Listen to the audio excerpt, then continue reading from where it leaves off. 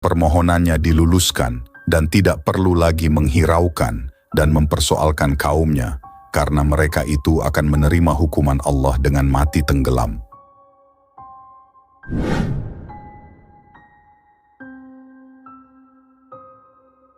Segeralah Nabi Nuh mengumpulkan para pengikutnya, dan mulai mereka mengumpulkan bahan yang diperlukan untuk maksud tersebut.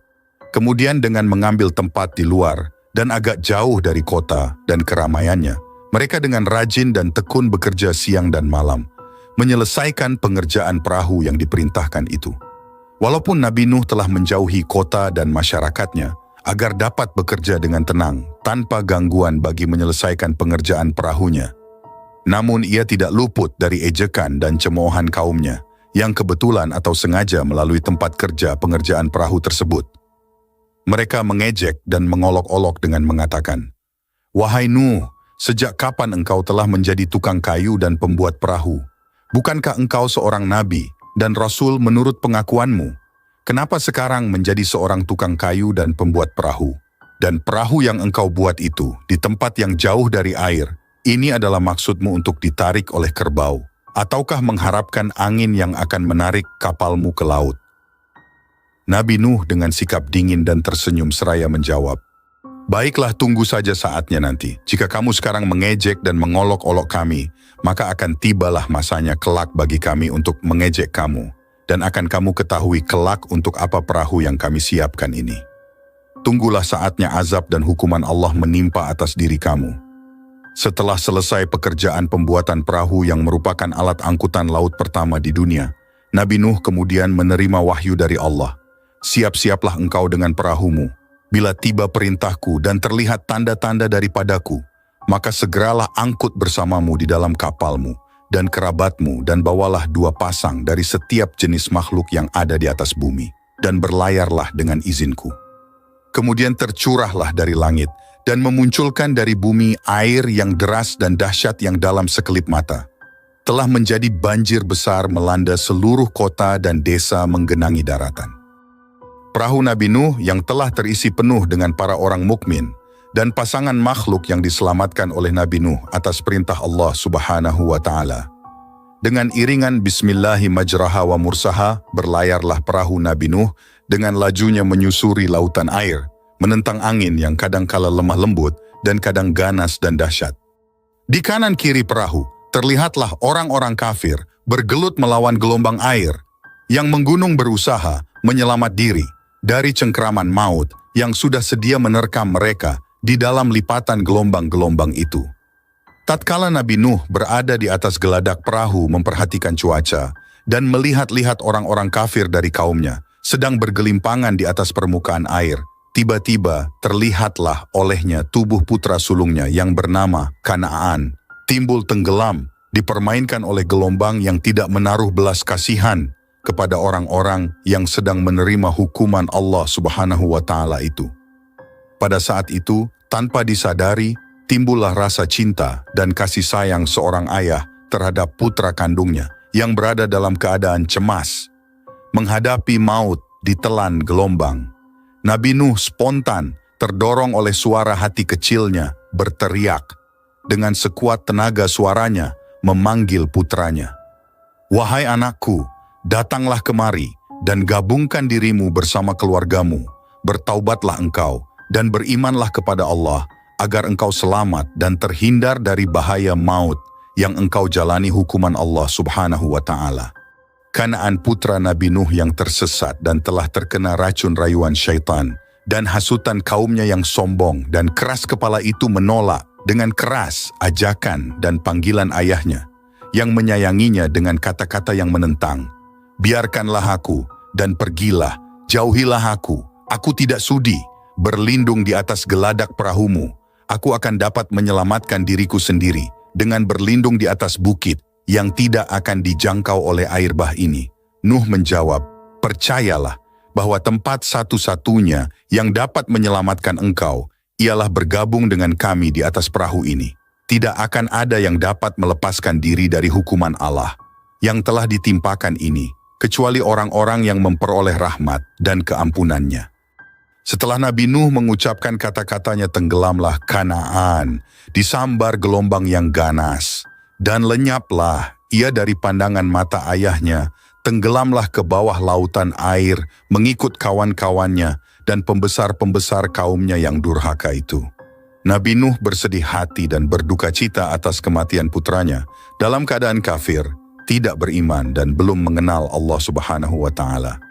Beliau berkeluh kesah dan berseru kepada Allah, "Ya Tuhanku, sesungguhnya putraku itu adalah darah dagingku dan adalah bahagian dari keluargaku, dan sesungguhnya janjimu adalah janji benar, dan engkaulah maha hakim yang maha berkuasa." Allah berfirman, "Wahai Nuh, sesungguhnya dia putramu itu tidaklah termasuk keluargamu, karena ia telah menyimpang dari ajaranmu, melanggar perintahmu, menolak dakwahmu, dan mengikuti jejak orang-orang yang kafir daripada kaummu.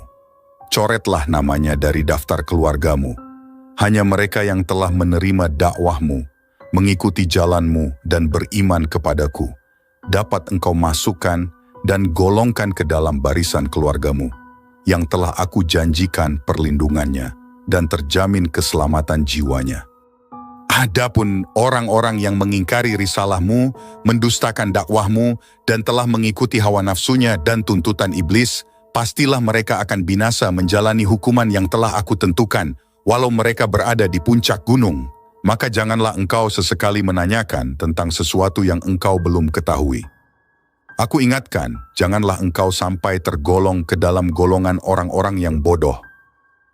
Nabi Nuh sadar segera setelah menerima teguran dari Allah Subhanahu wa Ta'ala bahwa cinta kasih sayangnya kepada anaknya telah menjadikan ia lupa akan janji dan ancaman Allah terhadap orang-orang kafir termasuk putranya sendiri.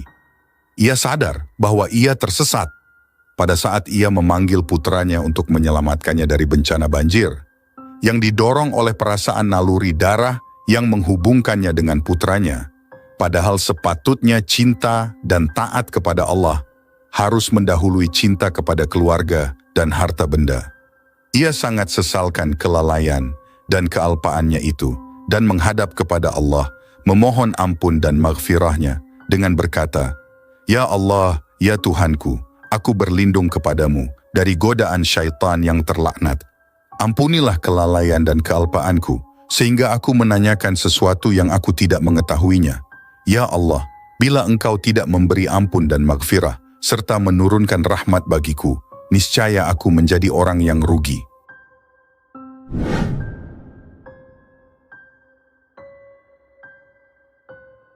Terdapat dua orang istri Nabi yang diazab oleh Allah Subhanahu wa Ta'ala karena durhaka kepadanya. Salah satunya adalah istri Nabi Nuh alaihi salam. Lalu, bagaimanakah kisah istri Nabi Nuh yang durhaka itu? Disebutkan di dalam Al-Quran, istri Nabi Nuh dan Nabi Lut adalah dua perempuan yang durhaka kepada Allah Subhanahu wa Ta'ala dan kepada suaminya. Tentu saja, mereka pasti mendapat azab darinya, meskipun menyandang gelar istri Nabi, sebab Allah Maha Adil.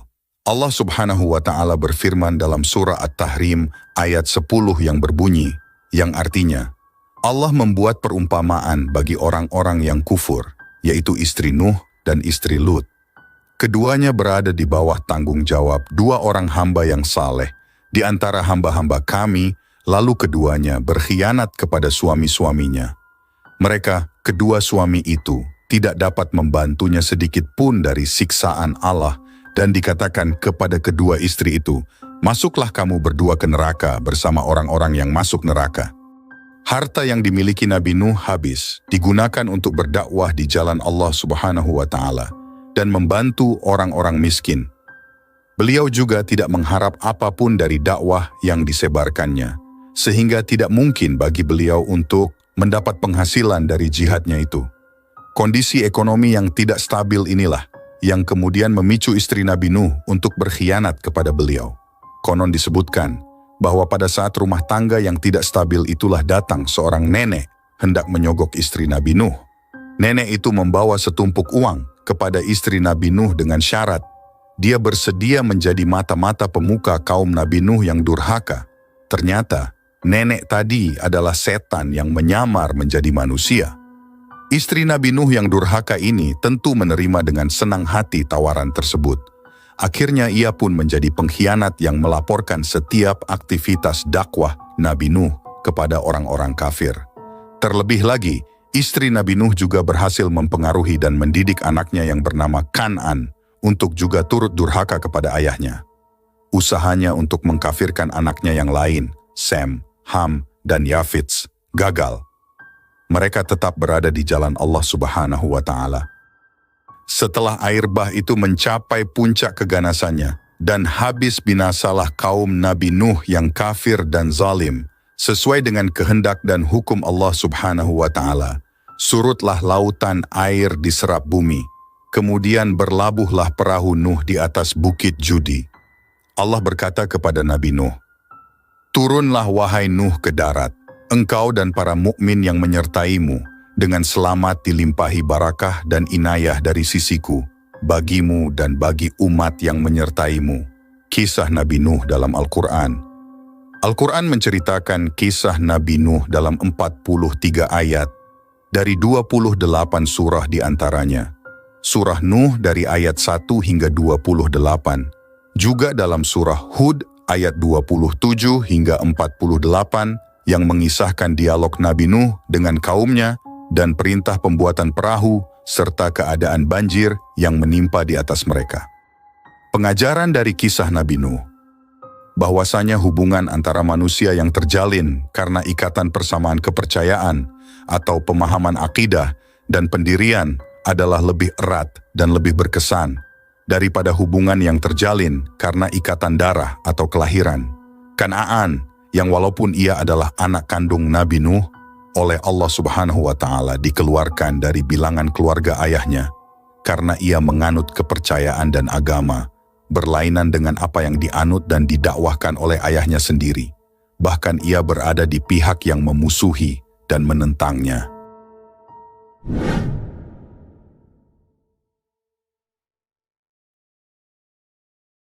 Hembusan angin sore di sebuah lembah dekat Karak membawa aroma keabadian.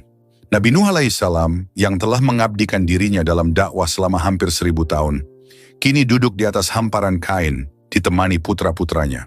Wajahnya penuh kedamaian, namun cahaya matanya mencerminkan kedalaman pengetahuan dan pengalaman yang luar biasa.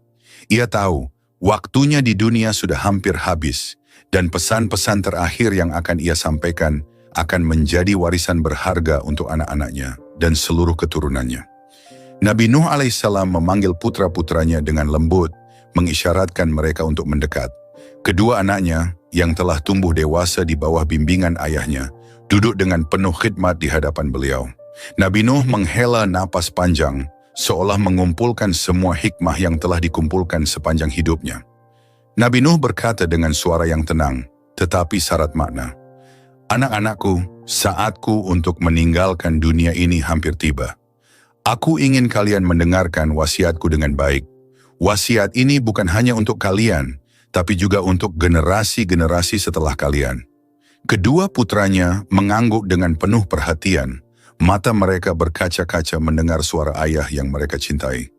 Nabi Nuh alaihissalam melanjutkan, "Aku perintahkan kalian untuk melakukan 2 perkara dan melarang kalian dari 2 perkara lainnya.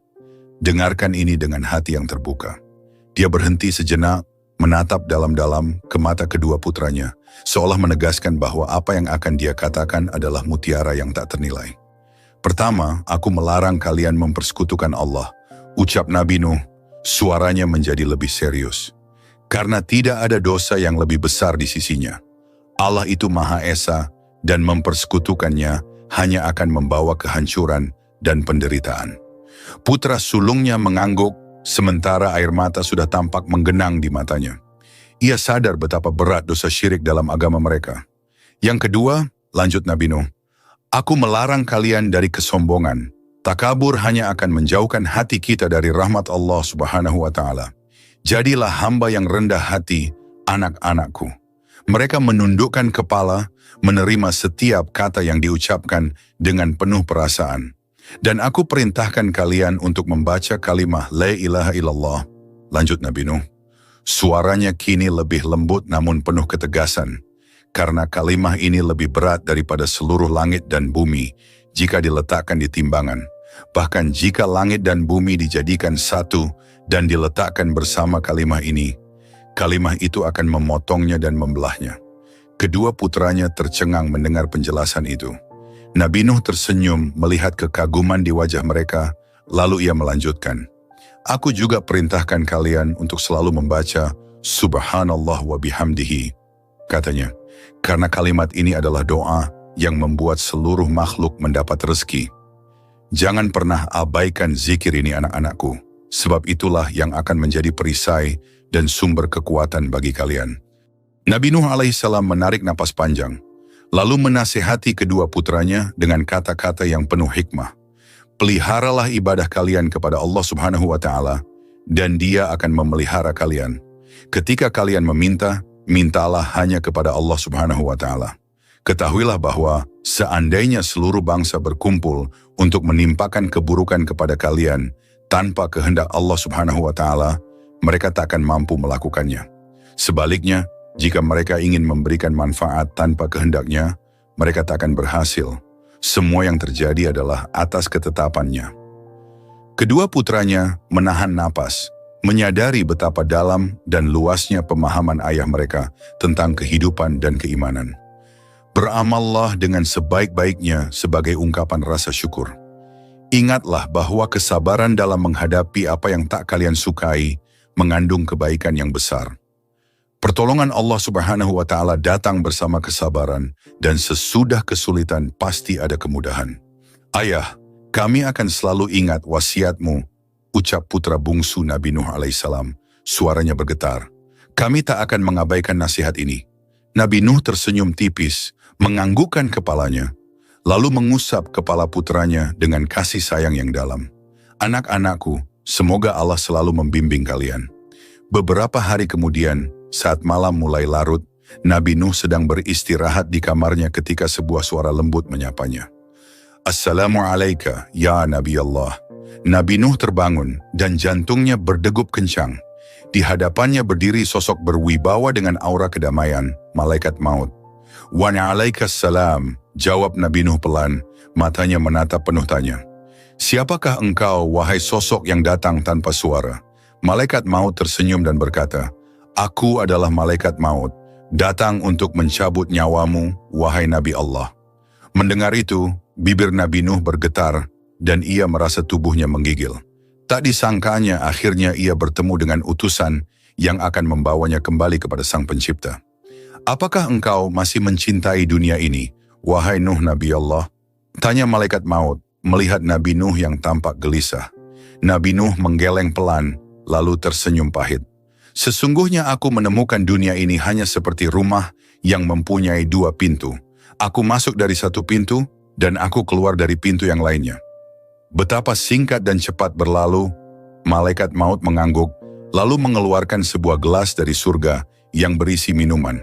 "Minumlah ini," katanya lembut, "agar rasa takutmu hilang dan hatimu tentram." Dengan tangan yang bergetar, Nabi Nuh menerima gelas itu dan meminumnya. Begitu air surga itu mengalir di tenggorokannya, kedamaian melingkupi dirinya. Perlahan-lahan ia terkulai, dan dalam ketenangan, Nabi Nuh menghembuskan nafas terakhirnya. Kedua putra Nabi Nuh alaihissalam datang segera setelah mendengar kabar duka. Dengan penuh bakti, mereka memandikan jenazah ayah mereka, mengafaninya, dan mensyalatkannya dengan air mata yang tak henti mengalir. Setiap tahapan dilakukan dengan penuh hormat dan cinta, mengenang setiap ajaran dan petuah yang telah diberikan oleh ayah mereka selama ini. Di suatu pagi yang cerah, mereka mengantar jenazah Nabi Nuh alaihissalam ke tempat peristirahatan terakhir di sebuah lembah. Di tempat itu, mata air mengalir tenang, seolah ikut meratapi kepergian salah satu hamba Allah yang paling setia. Wasiat Nabi Nuh alaihissalam kepada putranya terus hidup, diteruskan dari generasi ke generasi sebagai pelita bagi hati yang merindukan petunjuk. Kekuatan kalimat La ilaha illallah menjadi tonggak yang memperkokoh iman setiap jiwa yang mengikuti jejaknya. Hingga kini, kisahnya tetap abadi, mengajarkan bahwa dunia hanyalah sementara dan kesabaran, tawakal, serta keimanan adalah kunci dari setiap perjalanan hidup manusia. Demikianlah kisah perjalanan hidup Nabi Nuh alaihi salam, seorang hamba yang penuh ketabahan dan kesabaran dalam menghadapi ujian dari Allah. Perjuangannya mengajak umatnya kembali ke jalan yang benar, dan perjuangannya menghadapi banjir besar adalah teladan yang tak ternilai. Meski sebagian besar kaumnya menolak, Nabi Nuh alaihi salam tetap setia pada perintah Allah Subhanahu wa Ta'ala hingga akhir hayatnya. Kisah ini mengajarkan kepada kita arti pentingnya keteguhan iman, ketulusan dalam dakwah, serta pentingnya bersabar di tengah cobaan. Semoga kita semua bisa mengambil pelajaran dari kisah Nabi Nuh alaihissalam, bahwa kebenaran dan kesabaran akan selalu membawa keberkahan bagi kita yang beriman. Terima kasih telah mengikuti kisah ini. Semoga kita semua senantiasa diberi kekuatan oleh Allah Subhanahu wa Ta'ala untuk meneladani kesabaran dan keteguhan Nabi Nuh alaihissalam dalam ketaatan. Akhir kata, wassalamualaikum warahmatullahi wabarakatuh.